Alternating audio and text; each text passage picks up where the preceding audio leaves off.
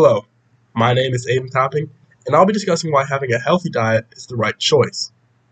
You frequently hear people talking about exercising to get fit, but did you know dieting is equally, if not more, important? Even if you're not looking to get into peak shape per se, there are so many benefits with having a clean diet. Today, I will be discussing the pandemic that is obesity, a few examples of the benefits for clean eating, and former First Lady Michelle Obama's Let's Move movement in an effort to push you to either promote or participate in a healthy diet. According to the article Overweight and Obesity by the CDC, the adult obesity prevalence in the United States was 42.4% in 2017 to 2018. Prevalence is the total number of individuals in a population who have a disease or health condition at a specific period of time.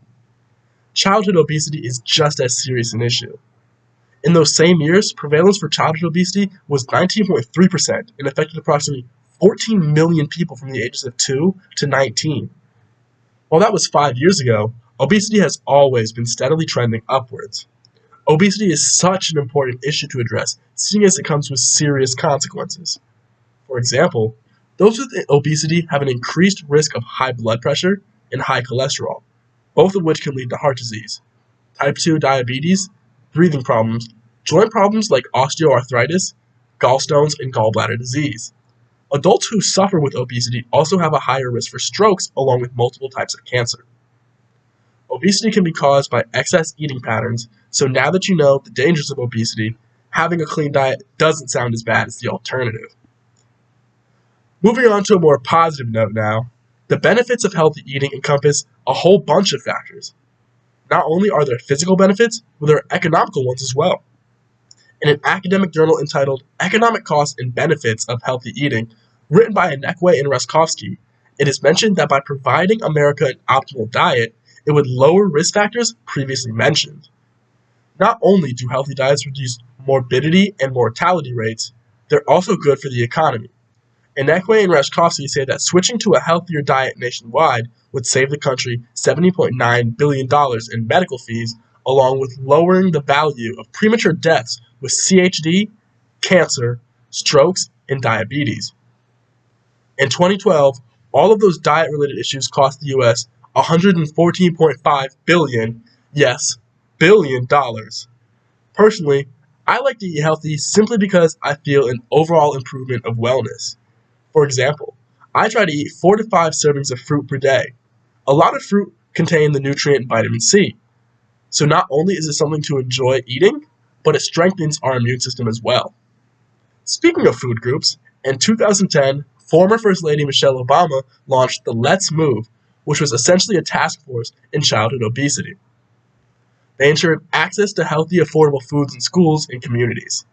According to their blog website, with more than 30 million students participating in school lunch programs, they wanted to put a focus on providing healthier foods for kids and adolescents. Schools then included more whole grains, fruits and vegetables, low-fat milk, correct portioning, and Let's Move helped provide funds to make this possible. In my opinion, this was one of the best call to actions on obesity in the past 12 years. So why have a healthy diet? Because the positives heavily outweigh the negatives. Sometimes, I like to think of our bodies like cars that need fuel. Whatever the type of fuel, diesel, unleaded, or even electricity, you always make sure to put the right one in, correct? If we look at our bodies like that, it makes so much sense to eat healthy. Using the 3 main macronutrients we know that carbs provide energy for us. Healthy fats give us energy and support cell functions, and protein helps rebuild and build your body's tissue. Take it from me, I used to love treats and still have a big sweet tooth to this day, so switching to a cleaner diet was harder for me. And for someone who experiences it the same way I did, here are some helpful tips. Start slow. You don't have to cut everything out immediately. Chips used to be my go-to snack, but when I realized how bad they were for us, I started eating less and less each day. And now, I don't even eat them at all. Another tip is there are plenty of healthy substitutes. For example, if you enjoy ice cream, protein smoothies and yogurt are great alternatives.